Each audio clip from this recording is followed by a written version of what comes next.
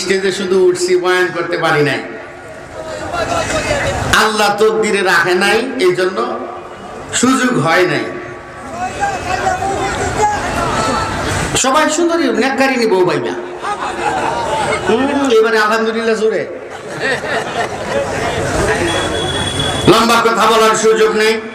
বড় বড় ওলামায়ে কেরাম আসবেন, তার আগে শুধু দোয়া নেওয়ার জন্য আমি বসছি। সবাই একটু দিলটাকে পরিষ্কার করে, ব্রেনটাকে একটু সাফ করে বসেন। গত 2 বছরের জমানো কিছু কথা এই মাহফিল থেকে, আয়োজকদের পক্ষ থেকে কিছু জমানো ব্যথা আজকে আপনাদের সামনে তুলে ধরব। লম্বা কোনো কথা না, শুধু একটা আমল আপনারা বুঝাইবার চেষ্টা করব। কয়টা আমল বলেন? আমি আরেকটু জোরে বলেন। আমি এই বছর এটা একটা মিশন বানায় নিছি যে এই একটা আমলের কথায়